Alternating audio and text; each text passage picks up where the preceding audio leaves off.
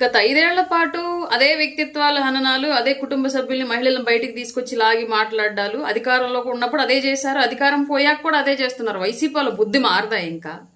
Media ముందుకు వచ్చినప్పుడు మీరు పాలసీల పరంగా విమర్శించండి, శాఖల పరంగా దానిలో జరిగినట్టు అభివృద్ధి పరంగా లోటుపాట్ల పరంగా డిబేట్లు చేయండి. పవన్ కళ్యాణ్ గారి గురించి మాట్లాడాలన్నా లేదా కూటమి గవర్నమెంట్ గురించి మాట్లాడాలన్నా ఖచ్చితంగా మీరు చేసింది చేయాల్సింది ఇప్పుడు జరుగుతుంది జరగాల్సింది వీటి గురించి క్వశ్చన్ చేయండి.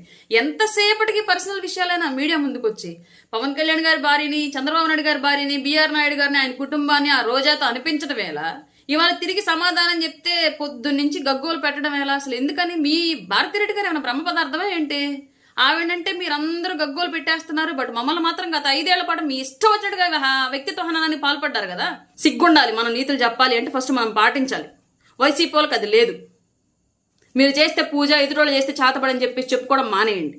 భారతిరెడ్డి లాంటి వాళ్ళు అందరూ కూడా, భారతిరెడ్డి గారు రాజకీయాల్లో లేదు కదా ఎందుకంటారని మాట్లాడండి. మీరు అదే వాళ్ళని క్వశ్చన్ చేస్తున్నారు. అన్నా లెజనో గారు ఎప్పుడు రాజకీయాల్లోకి వచ్చారు? ఎందుకు మాట్లాడారు లాస్ట్ 5 years అందరూ? పవన్ కళ్యాణ్ గారు పిల్లల్ని ఎందుకు మాట్లాడించారు? బోరుగడ్డ అనిల్తో మాట్లాడించినోడు ఎవడు? వర్ర రవీందర్ రెడ్డితో మాట్లాడించినోడు ఎవడు? శ్రీరెడ్డితో మాట్లాడించినోడు ఎవడు? పంచ ప్రభాకర్తో మాట్లాడించినోడు ఎవడు?